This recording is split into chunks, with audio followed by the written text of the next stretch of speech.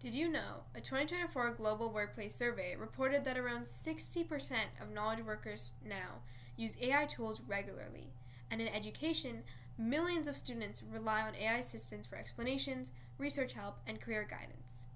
Hi, my name is Rudy Tiku, and my project is called Towards Fair RAG, preventing representational harm in retrieval-augmented generation by enforcing fair exposure at retrieval time.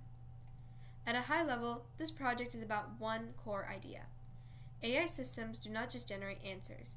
They shape what people see, learn, and believe. So accuracy matters, but representation matters too. If AI consistently highlights some groups and overlooks others, that becomes a real form of harm, especially in education and other high-stakes settings. My personal interest in ethical AI started with a real decision that I had to make early on. In the summer after 8th grade, I launched a tool called Super Voices to help students convert text into audio, especially to help students with dyslexia. A close friend of mine with reading challenges inspired it, and my goal was accessibility, to make learning easier and more affordable. The project gained paying users quickly, and at first I was proud, because I felt like technology was doing what it should, removing barriers. But then I discovered a serious issue. The way my system worked made it possible for people to clone voices without proper authorization. I honestly did not expect people to use technology in harmful ways so quickly, and it was really disappointing. After talking with my parents and my mentors, I shut down the project. It was a very difficult decision for me to make, but it became a huge turning point. I realized that building something powerful is not the same as building something responsible.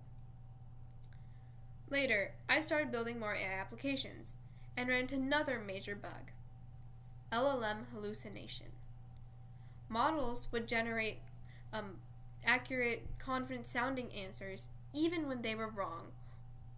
And this is when I discovered Retrieval-Augmented Generation, or for short, RAG, which is a popular technique used now to make LLMs more accurate by grounding their answers in predetermined retrieved sources. At first I thought, this is it. This solves the big issue of LLM hallucination. But then a new question hit me. If RAG makes systems more accurate, what does it do to fairness? Because retrieval is not unbiased, retrieval decides which sources the model sees, and what the model sees shapes what it says. So I shifted my question from how can we reduce model hallucination to how do we prevent representational harm when AI systems retrieve and present knowledge. As I explored prior research, I noticed a large gap. A lot of work focuses on improving performance, and fairness is often measured at the final output. But in RAG systems, fairness can be influenced earlier, especially in retrieval and ranking phases.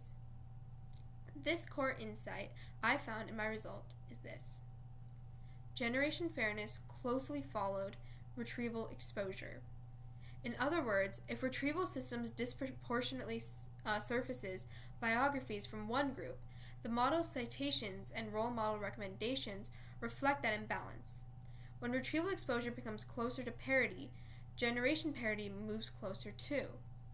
This matters because it means fairness in retrieval-augmented generation is not just a model behavior issue, it's often a system design issue, and ranking is a major leverage point.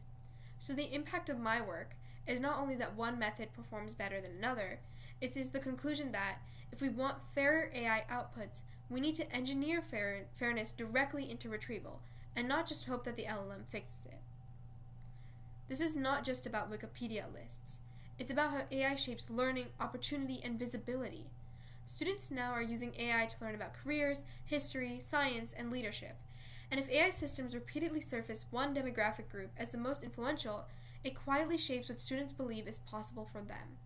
And this is not just limited to education. RAG systems are increasingly being used in hiring and talent evaluation, healthcare information systems, legal and policy research, and enterprise decision support. In all of these, retrieval acts like a filter on knowledge. A biased filter leads to biased outcomes.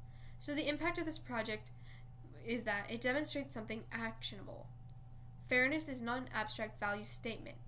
It's an engineering choice. And retrieval ranking is one of the most practical points where we can reduce representational harm. This project changed how I think and how I work. As a researcher, I learned to do research in a way that is structured, measurable, and accountable. I had to design experiments that were reproducible, interpret statistical significance of my results, and accept trade-offs, especially the tension between utility and fairness. As a person, it reinforced something that started with super voices. Ethical AI is not just about intentions. It's about anticipating failure modes and designing guardrails accordingly. This project taught me to slow down, test assumptions, and take responsibility for how systems behave, not just whether they work. This submission fits into a growing field that is moving from LLMs as standalone models to LLMs as components in real-world systems. Retrieval-Augmented generation is one of the most widely adopted system designs because it reduces hallucination and improves usefulness. But fairness research is now pointing out that these systems can be accurate and still harmful. My work was influenced by research showing fairness issues can originate in retrieval and propagate downstream. Stochastic ranking can change exposure dynamics, and exposure fairness is a meaningful way to measure representational harm. What I contributed was a focus on exposure at retrieval time as the core driver and experimental evidence that improving exposure parity at ranking time is closely tied to generation parity, meaning retrieval level fairness is not optimal if we care about representational outcomes. My goal is to harness AI to systematically identify and eliminate bias where it exists and matters the most, especially in systems where minorities are underrepresented and underserved. For this, I plan to contribute and continue this project in 3 directions. First, expand beyond gender to other protected attributes and more realistic data sets that reflect real societal imbalances, not just balanced distributions. Second, extend beyond question answering tasks into more complex generation tasks, because representational harm also appears in summarization, recommendations, and open-ended responses. Third, explore how fairness can be designed across multiple stages of the retrieval-augmented generation pipeline, which is retrieval, ranking, and generation, rather than treating fairness as a final output check. Ultimately, my goal is to help build AI systems that are not just more accurate, but more trustworthy, because in the real world, trust requires both truth and representation.